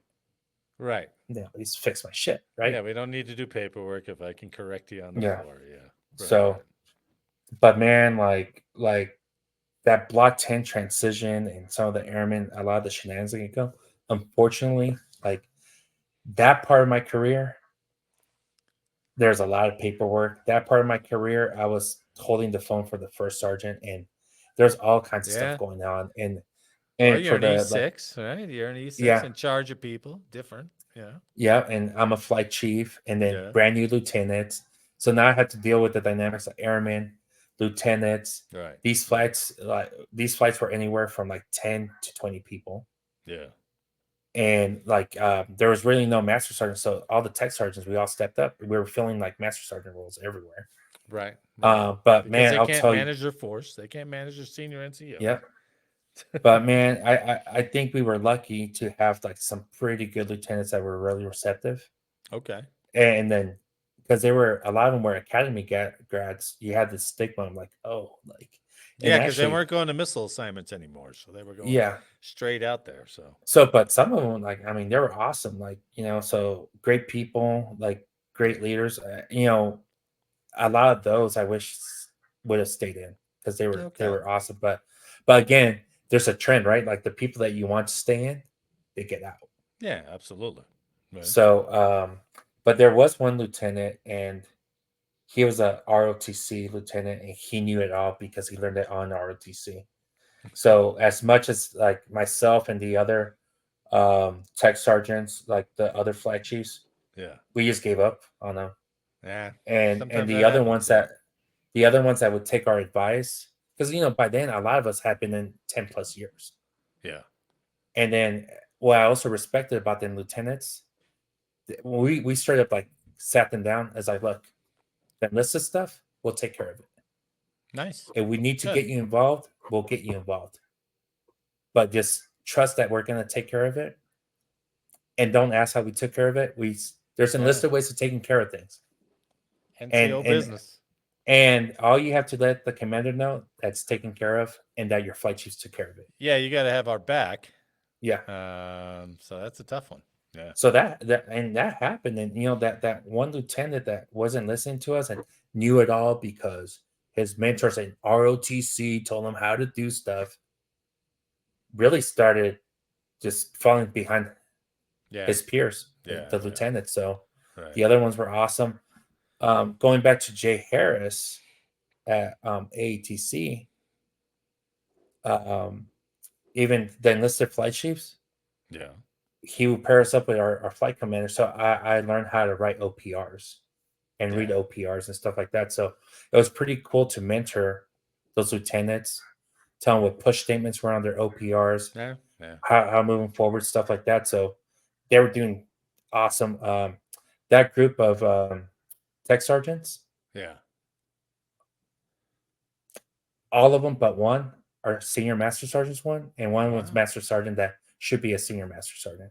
All right, we got success all the way around. And guess what happened though? So I get there, and a few months later, Jay Harris gets there. All right. So Jay Harris started building that culture again right there. Like, but by then there's a lot of us that have already worked. So like Nice. I don't know if that job was easier for him, but like, we were able to do things like that. The other thing too, I would reach Kevin Reed was there. So Kevin Reed was also an instructor at Vandenberg. So he worked under Michelle Edmondson. So he was her OGP. Okay. Yeah. And then Kevin Ryan ended up at Buckley. And then Edwin Medina. Yeah. He was also an instructor. But by then he was in the reserves at Vandenberg. But that network, I would rely on them. So if shit went wrong and I wasn't getting answers right there, so I had already built a network of people that I trusted. Yeah. And before I would go to the commander or the first sergeant, pick up the phone. Hey, bro, cool, this was going on. This was going. So I would not even start at the lowest level. I would start at my pure level. Well, I guess that's the lowest level, but not the lowest level at the unit. No, I understand. Yeah. Yeah. So man, like a lot of the stuff, I would do that. With the other peer group that I had at 2 Swiss, like we would huddle up. Like nobody told us to do meetings. We just randomly just do tag ups or, hey, it's lunchtime. All right, let's get off base because we don't want to talk shot around everyone. Yeah. Right. So man, those 2 years were awesome. Like we go there, and then sometimes every once in a while we'll invite the lieutenants. All right, come over here. Oh yeah.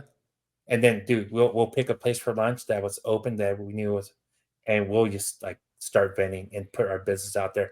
And I think like those lieutenants ended up respecting us because we weren't throwing the trash. Like we weren't talking trash or any shop on base at all. It was never happening at Buckley. And man, there was like something to say for that. And I never really thought about it now until I'm talking to you about it. Oh yeah. Yeah, like it's like, I mean, we just kind of like build our own process, and it's just like, man, there's like, and then we started inviting the airmen with us, and the ones that were mature, like the ones like we thought, hey, we're gonna invite you to lunch, you're gonna hear shit, and you're gonna keep the shit to yourself. But we're inviting you because we want to make sure that you kind of develop a way for your leadership styles to like do all this, like that's awesome, a specific way. If I had been your supervisor, like, where the fuck are all these guys? They're always out to lunch. What the fuck? Who's doing any work? Yeah, but man, I'll tell you though, like we would stay late. Like it was like we'll like disappear, we'll come back, we'll get shit done. Yeah. The airmen, the NCOs and stuff like that, they started trusting us, and it was like things would just happen very fast, and we would start leaving early, and then we had to stay late. It wasn't pulling teeth to ask people to stay late. When did you make senior NCO? So I made master, and I put it on in 2017. Were you still at Buckley at that time? I was still, by then I'd stayed in Buckley the whole time. So from here on out, so, right? Yeah. So, but like, summarize that real quick. So 17, you retired in 2021. Oh, 21. I don't know why I said 19. So I made master, but I think what helped me build those sports scores was being that additional duty first sergeant. And so what had happened, so I did 2 Swiss. I went to the 460th, and then we had a first sergeant, Sergeant Troy Drasher and Greg Brown. They're the 2 first sergeants. Very old school maintainer. One was CE, plumbing. And they kind of caught wind of like the way we were doing things. So if people were holding the phone, it was the people of our little group that I was telling you about, like the way we did things. Yeah. Because I think they really saw like, all right, these guys are not like your typical, like, we're going to push paper and do this. Because from our flights, the first sergeants, they really didn't hear shit from us because we would take care of our stuff. That's good. Like, so man, but I'll tell you, once I got that phone and the stuff that I saw, the stuff that's like, man, like, I took people to jail. Yeah. to like, all that stuff. So, but that also like you respect the diamond, but like when you get to see all that stuff, Yeah, it's a then you mess. like it's a mess. You're like, man, Yeah, like, it's dirty. Yeah.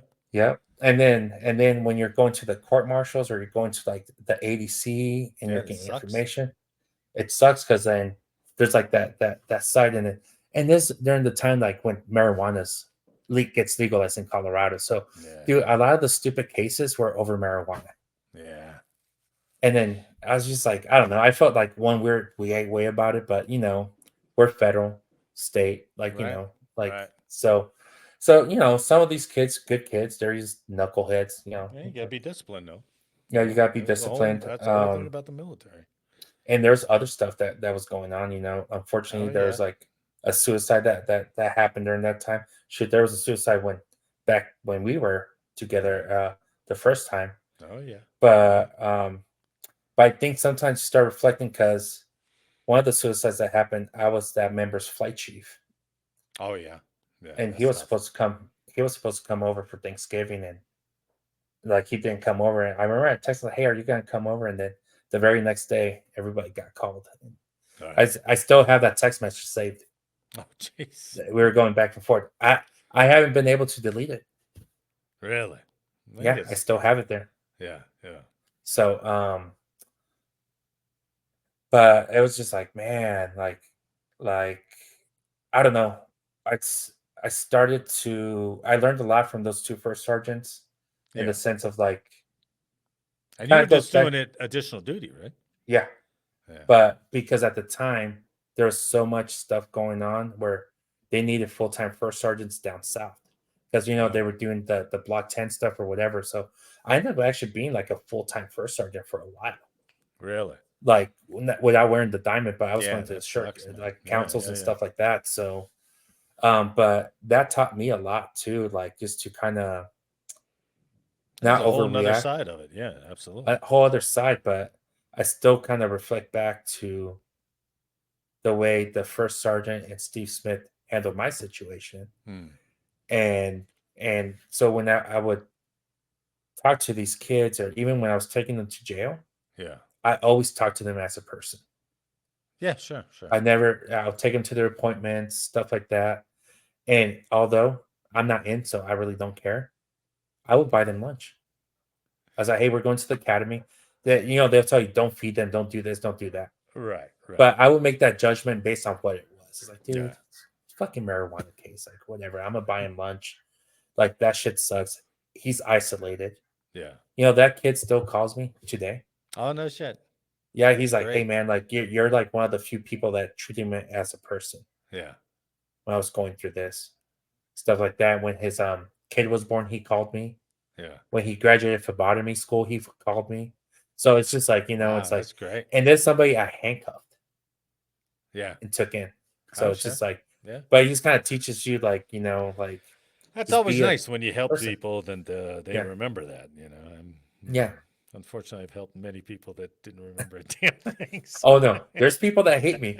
There's people till this day that hate me, and that was like once I jumped into the reserves, Yeah. and that was just like, oh man. All right, so let's finish Yeah. this out. We're going Yeah. along, but let's get your career in the Okay. can here. So, 17, you get promoted to master, right? You're Mhm. still with two Swiss. Yeah. 460th, right? Oh, So I went 460th. to Okay, yeah. so 460th. So I get promoted to master. Yeah. 4 days later, I'm in 4 Swiss. And 4 Swiss was the other reserve unit they brought up? Yes. Okay. Yep. So how did that convert? How did that go? I mean, with your active duty contract, or did you go Palace Chase? So I did Palace Chase. Okay. No, it's a Palace Chase or Palace Front. I can't one remember where which one is which. Yeah. it's the one where one day you're active duty and whatever. So because I was the first sergeant at the I group think that's level. Palace Front. Yeah. Yeah, I it's think Palace Palace Front. Chase is like, okay, you can serve out the rest of your Yep. contract in the reserve. So I think Yep. Palace Front is the next day you're a reservist. So I did Palace Front, and I was still doing the additional duty first sergeant stuff. Yeah. but because I belong to the OSS, but I was filling the additional first sergeant role for 2 Swiss and 11 Swiss and the 460th, because Right. those shirts were down south. Right. So Right. it's funny. So So 4 days later, I'm a 4 Swisser. I'm in this meeting as an and AGR or as a as team an leader? AGR, as an AGR, Oh, so they hired you and straight into an AGR yeah. position. Nice. So I'm in the meeting, and the 2 assistant commanders she looks at me, hey, shirt, I need to talk to you after this. And the DO for Force was like, I don't know if he told you, but officially today he's a reservist. And you can see her face like, what? Yeah, I was but like, you're how an come nobody told me AGR. about So this? yeah. Oh no, I know, but I was like, man, I'll still help you out with that one thing. I just don't want to leave like that. But for a lot of people, I kind of kept that to myself. Oh. Because I remember the more I talked about it, the more people tried to convince me not to do the jump. Oh, yeah. I got you. So it's just easier to go. Yeah, let's just do this quietly. And I knew I was gonna be in, like So still in the thing. what year was this? So it was 2017. Oh, okay. I'm sorry. So it Yeah, was yeah, still in 2017. yeah. So now you're an AGR in 4 Swiss, a Hmm. master, an E7 AGR. Yeah. All right. And you were, tell me how that career in 4 Swiss went. It was a culture shock for me. The reservism stuff like that. I came in very like I think to the reserves like very gun ho, like, oh yeah, this and that, blah blah blah, this and that. So I felt like I also had to get the reserve talk, like, hey, like Well, yeah, we do it different well, it's not they do because it different. They only do it yeah, they only active duty for 2 days. yeah. You can't So expect more from them when they're doing civilian job. And so now like that you're doing civilian job, you understand. yeah. So, but at least even with the AGRs though, I was like, hey man, are you guys going to this event that the wing at Buckley's holding or this and that? I was like, oh, we don't do that. Like we're part of the 310th. But I also came from active duty. It didn't matter. We always talked about mission partners. Yeah. I was like, well, you still gotta go, Yeah. support each other, this and that. And to me, it was very weird because I had been away from so even when I got to 2 Swiss, I saw a separation from 8 Swiss, but then there was more of a separation from active duty once I got to 4 Swiss, right? Like Yeah. it was like two separate worlds. But the first time I was with 2 Swiss, working with the 8 Swiss, I feel like we were really integrated. So that was my Well, that first time expectation. they were, but then Yeah, 8 Swiss moved away, and yeah, it was dumb. It was a dumb decision, I think. But yeah. anyway, So it was like, oh man, I'll tell you, I regretted my decision that first year. oh yeah, yeah. Yeah, I was like, man, like I don't know what this is. I feel like I'm pissing people off. It's like, and I couldn't get Who was people. your superintendent? It was Gravit, and Gravit understood, but Gravit was also Jason Gravit was getting to the Yeah. point of retirement too. Right, right. Jake Wall was part of the unit, and Jake Wall was getting ready to retire. Um, who else was around? Stuff like that, but also the unit was going from Schriever to Buckley, so it was just like this storm of like people retiring, Yeah. the unit moving, people leaving, and I got there when there's just I guess there had been like other stuff going on, so it's That was just all like during that dumb SMF concept stuff, right? yep. Yeah, that was dumb. So it was just like different, but I would say like there's some chiefs I would reach out to, like I would reach out to Conrad Doss or Hampton, stuff like that, and they would say it's like, hey, like get adjusted. All right, we hear you want, but it's like it's just different. And then they would always remind me, citizen airman. What's the first word in that? Citizen, right? So it's just like That's he such a come from yeah. Okay, go ahead. I'm sorry. no, Anyway. I know, but imagine me like coming. I was like, what the hell did they mean by this, right? Yeah. But I'll tell you, there's George Mendenhall Oh yeah. gave me He's the great. history. Yeah, because he was a force with. I was talking to him one day. It's like, hey, what's this? And he starts laughing because, like, if you know George, he loves history. Oh yeah. I worked with him He, for several years up in yeah. Boulder, so So he starts telling me the history of the reserve and how, like, Congress recognize like what industry brings in, but it's also a reminder to the military, like there's other stuff that goes on and it happens, and how they did a 20% thing or whatever. But then he was just saying like, there's other things that the reservists bring in, and like and it's also a reminder that there's another life outside the military, and maybe as AGRs you guys need to recognize that, but George is really smooth on the way he talks and stuff, like he always got me thinking. And I'll tell you now, as a civilian, when I seek out operators or true SMEs, I don't go to the active duty. I go to the reservists that I know the weapon systems very well. Yeah, as long as they've been there. Yeah. As long as they've been there, right? Right. So, right. And like all the good feedback I have gotten from the SMEs for the stuff that I do now has been on the reserve side. Some of the active duty, but it's just like I'm starting, like, I recognize what they bring even more now. And as a reservist, like that's like, hey, we're here for a surge. And it's funny, like once I moved over to reserves AGR, how many active duty people's like, hey, I need to activate your folks. Right. I was like, that takes activate you. I was like, that, unless you have MPA and they volunteer, unless you got presidential order or presidential order, that's the only way it's going to happen. And they're like, well, what about for God and country? I was like, no, it doesn't that way. Is God and country paying? Yeah. Then we'll consider it. So, yeah, I can tell you a whole bunch of war stories of all the fights that I went through with Rodney Reyes. So. Oh, wow. Oh, Yeah. Yeah. Same. So, and it is the same thing. We need you guys on the floor. All right. You're going to pay? You're going to pay for orders? Oh, no. Well, then they're not coming. Yes. But yeah, I'm with you. Anyway, so you're a reservist in 2017, right? Yep. September 2017. Yeah. Wow. All that same time. Yeah, that same time. When did you get promoted to E8? So it was. And you stayed with Force Swiss the whole time, right? I did. Well, for 6 months, and then the 710th group stood up. Okay. So you went up to the group? You got out of the squadron? I went to the group. Up to the group? Right. Yeah, Colonel Scheiko by name requested me to go over there. What was your job? It was training. Stand up the training, the training program for the group. Yeah. And Colonel Dan Burke, Delta, was the colonel that got selected for that job. Yeah. Colonel Scheiko was the evaluations, and myself, Mike Johns, were the two enlisted folks that got there. Right. We had one CSS, and then airman that started that whole group. But on paper, I was still Force Swiss, so it wasn't like an official transfer. But that's where they put me until they figured stuff out. So when did they transfer you into the senior billet, I would assume? So the way that happened, it just happened that after 2 years, or after a year, they were working new billets because the units were growing.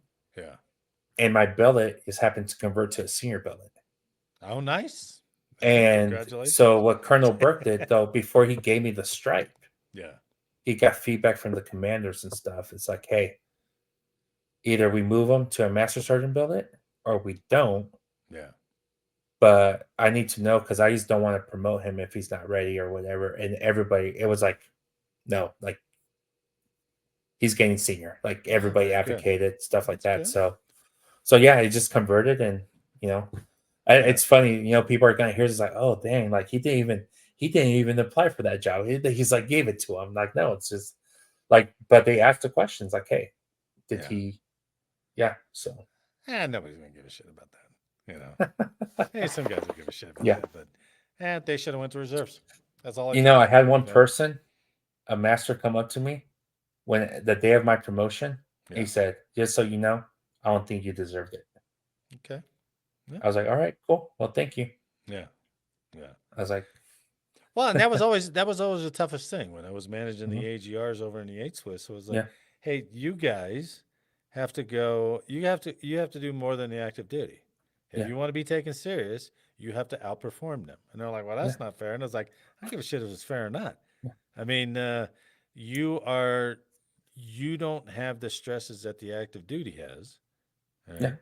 And you got to prove yourself every day that you're out there, because when you're active duty, and we've all been active duty, when you're active duty, you don't give a shit about reservists, guardsmen, or contractors because you're active duty, right? Yep. And now you look back and you're like, why the hell do we have that attitude? And you're like, I don't know where I picked that up. Everybody I don't picks know. that up. Yep. But you don't respect anybody but active duty. And I don't know why. It's just the law of military. Yeah. Yep. And after a year, I noticed that with my active duty peers, like the ones that knew me, I was cool with. Yeah. And then I started getting, oh, you're just the reservist now. Yeah, that's all envy. I'm like, whatever, right? Yeah. So I it wasn't as bad, but I still know everything you know, probably more because I've been doing it longer. Yeah. So. Yep. And I'll tell you, you being AGR most of your career, dude, AGR, when you're doing it right and taking care of people and trying to be a good mission partner, it's more exhausting than being active duty. I tell the active duty people that, oh no, you're saying that. It's like, no, it's because like you also have 80% of your unit that are traditional reservists, and you have to make sure they're good to go. Right. We got to make sure that the mission that you guys are fulfilling, that we're doing our part. Right. And then you guys just see AGRs thinking like we're regular active duty, but we have all this admin stuff that we have to make sure. And then when we're integrating, sets of admin. Yeah. And then when I'm integrated in your shop, because Colonel Burke did allow me to work with the 460th. Yeah. When their flight chief would be gone, I would fill in. So now I'm doing 2 jobs. Oh yeah. Right. Yeah, stuff like that. So like they don't realize that. Like it's just like, and not only that, but when you're dealing with traditional reservists, I know I found myself making phone calls and stuff like that. And I try to be very respectful of their time because they're not on orders. But sometimes, like, thank God for text messages, because at least you can send a text like, hey, I don't want to bother you, but I just, before the UTA, I just want to have a quick talk about X, Y, and Z. And they say, no, I don't have time. I'll see you in the UTA. I'll just leave it at that. And this is like emergency. Yeah. You have no choice, right? Yeah. But, a lot of people were more responsive, like, but those phone calls were happening after work hours. Oh, yeah. They weren't happening during the duty day. Right. They weren't happening so it's just like my days moving over to the reserves, my days were longer. Right. They're way longer than it was active duty. I am with you, brother. I'm with you. Did AGR for 11 years. I know how it goes, boy. That's for sure. And then when they come down, they're like, hey, you need your TR to take off work and go to the 6-week school. And I'll be like, are you serious? If he doesn't go to that school, you're not going to promote him? Yeah. Okay. Anyway, so when you get, did I ask you when you got promoted to senior? Yeah, you did. I told you how it happened. Remember, it was like kind of like that's my right. belly So, cat and that was, what year was that? That was 2019. 2019. And so what happened that last 2 years? Those last 2 years, so I wanted to go back to the squadron level. Okay, so you want to get out of the 710th? So I told Colonel Burke.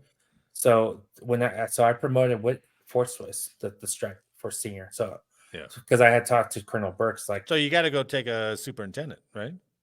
Yeah, essentially, right? Essentially, and what I told Colonel Burke and Colonel Shack was like, I kind of miss being around people. Yeah. The whole team dynamics, because like the higher the echelon you go, the less responsibility you have with teams. Right. So although I was helping the training shops and stuff like that, but I was more like directing and delegating. You weren't integrated there. No. So no, I went to the squadron level, and so I basically traded spots for Swiss. So I traded spots with Dan Kendall. Dan Kendall was the senior there, but then he went to the group, and then I filled in his slot. So you're a superintendent of Fort Swiss. Yep, and it's co-superintendent with Kevin Reed. So Kevin Reed was about to leave. Well, because he was an EA, but he was the original superintendent. So I was more of an operations superintendent role. Oh. He was more like the administrative side. I was taking care of like the ops stuff. So I was like and it's a commander, and then you have like whatever. So because Forces ended up with two seniors. Yeah. But what's cool about that is Kevin Reed had been in the reserves so much longer. Yeah. So he pretty much took me under his belt, and he was teaching me everything. He's like, "Hey, this is how I do this. This is how it is." Because remember, I did go to Force Swiss. I went to the group, Yeah. but I didn't have to deal with Manning. I Right. didn't have to deal with like, "Hey, this is how you do an overage. This is how you do this. Yeah. This is how you sign them up." So I had to learn quick. I was like, "Oh," because Kevin was already telling me that he was going to retire. Hmm. So that's going like he just kind of blew my mind. It's like, and then it's just like working with the commanders, making decisions. And I think the only thing that was frustrating sometimes dealing with the superintendent role and working with the commanders is getting with the commanders and leadership, like, hey, this is the way we're going to roll, one way, whatever. And then all of a sudden the next day, because you tell me we're rolling this way, that's going to be the vector I'm going to take. Yeah. But man, when they would change their mind on the next day because it might not be the most popular decision, Yeah. oh my gosh, it would kill me because I went out there, I advocated for the decision that we made as a team, and now I got to go out there and look like a jackass because I'm the one that said it. So now I got to be the one that fixes it and says like, "Hey, I know I told you guys we're going to do X, Y, and Z, but now we're going to do A, B, C." Right. So that was very frustrating, like doing that. So when there was like changeover to a new commander, the last commander I worked with, she trusted myself and Chris Manning. Um, and then at the time, we got a chief billet, which was Savitt. Savitt, not Gravit, Savitt ended up being the TR chief there. Okay. But what I did appreciate about him and Colonel Stone's Lily is because I've worked with Chris Manning before. He was one of the tech sergeants when I said these group of people that would take lunches. Yeah. Yeah. But he was an 8 Swisser, but he was on MPA. Right. So him and I had already worked together. So it was like kind of like a blessing, him being there. Okay. Because guess what? We start so the last 2 years, that culture that was built around that time, 24. Right. Yeah, that culture that was built around 2014, 15. Well, Chris and I had worked together. So we kind of started doing that whole thing all over again. That's good. And you know, for Colonel Stone's Lily, like she's like, man, you guys make our stuff easy. But man, we were doing so much work in the background to get things done. And same thing, the game was we don't want things to get elevated to the commander level. We're gonna take care of this. Of course. And then we started the flight chiefs. We started bringing them in, and it was just dude. It became awesome. Like I really enjoyed my last 2 years Okay. before I retired. Yeah. I did find myself at the end when it came to my own career, getting frustrated about the ways promotions went, how they picked people to get promoted and vectored. I was picked to be on the KPO for the Chief Master Sergeant's list, but you know, getting that stripe also comes with some responsibilities. And was I willing to take them and make those moves and those sacrifices for my family? No. Right. But I would say the best thing, you know, Colonel Stone's like, hey, you know, hey, senior, like this is that.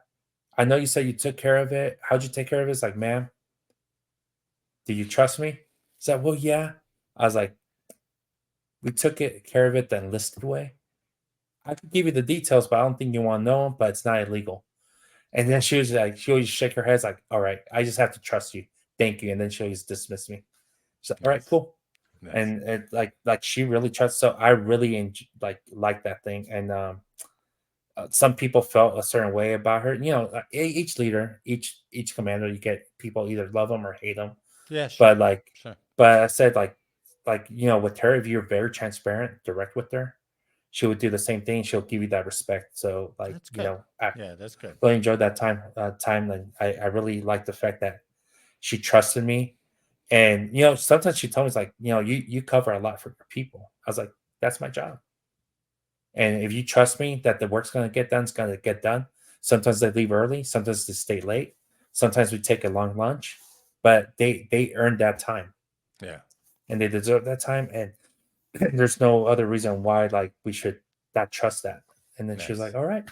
Nice. Awesome. And then like I said, for personal reasons and, you know, would have been nice to hear Chief Master Sergeant Lopez. It would have been great. But like, I wasn't willing to start playing in that playground.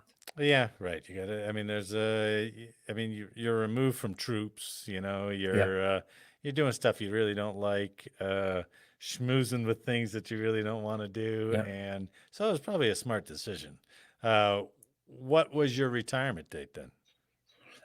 So officially 1 November, but I retired. Yeah. Perfect, perfect. And So, then but I or retired November 21, right? 21, Okay. but my ceremony was in August of 21. Where'd you do it at? I did it at the Reunion Coffee House. It's a coffee house. There's a lake and stuff, so it's off base. Oh, nice. Oh, Because nice. like we had gone through COVID, and then I was like, you know what, like it's a UTA. I, let's get people away from base. I don't want to do Yeah. it on base. I have family coming down, so it was like it felt like more intimate. Like the people that wanted to go showed up. It was awesome. Yeah. Massive turnout. Like I was overwhelmed. Like I was like, Oh, oh, wow. okay, I guess people like me. So, but a lot of people from the active duty that I served with, Yeah. the reserve side, and I think what was cool, it was great to see the leadership rank, my peers show up, Yeah. but to see the amount of like airmen show up Oh, and support, like to me that was awesome, and to still see that my family was there. One time right, right. the 460 commander at the time had asked me, this in 2014, what do you think a successful career in the Air Force is? And I told him it's subjective. And I think he wanted the blue answer, like, promoting stuff like that. And my answer to him was, the day that I retire, if my family's still there, then I could say it was a successful career. Oh, very good. And And your that's family how I was ended my there. career. Yeah, very My good. family was there. Nice, nice. So, and that's how it ended. Huh. Did we get it all? I think we got it all. I mean, there's so many stories, but I think, Well, that's true. I yeah, mean, everybody's got some like, stories. like That's now what we that you're use. doing this, That's what we use the weekly podcast for. So you come on and yeah, tell stories. So and tell stories. So, like, depending on the topic, let me know. Maybe I would join, and yeah, sure. I I mean, it's could I always could open, add to the man. thing. Yeah, yeah. But overall, now, thank you. Like, even now, like you probably see me in deep thought. Like I'm starting to reflect on a lot of Well, stuff you're that I getting never really darker thought and about. darker the more we Yeah. talk because there's no light in your room. Oh yeah, I'm so sorry. Yeah, I had the windows open, Right. and I don't want to get. Yeah. So the darkness of the room and you going into thought, it's like, oh, this is like spotlighting. This is really It deep. is. So No, maybe I it know, kinda I worked know, out. and Yeah. this one of the longest stretches we've ever been, I've ever gone, but this is good. This is Yeah. you can see that there's much more out there and there's many more stories. But I thought I think your summary of your retirement was profound, in the sense that Yeah. you had people show up. You had all the way down the chain of command. Your family was there. That's a really good thing, So, Yeah. no, that's awesome, man. That's thanks for letting me relive your career there. That's really good. No, thank you. So, Air Force Senior Master Sergeant retired Juan Lopez. Thanks, man. It's been an honor to get your story, man. It's a privilege to talk with you today. awesome. Well, thank you. And anytime you want on your show, We'll see you more on than the well. weekly show, man. Yep. Absolutely. Sounds awesome. Well, hey, you have a great weekend, and thank you for this. And it's awesome. Now I'm thinking about a whole bunch of stuff that I never Good. thought about, and in a good way. So Thanks, a lot man. of people to thank, and I'll start making phone calls. Thank you. On behalf of Senior Master Sergeant Lopez, I'd like to thank you for listening today. I hope you enjoyed the show, and if you did, please leave a like and a comment and share the podcast with someone else. And as always, make sure to download the next episode for more service origin stories. So until next time, on your feet, fall out!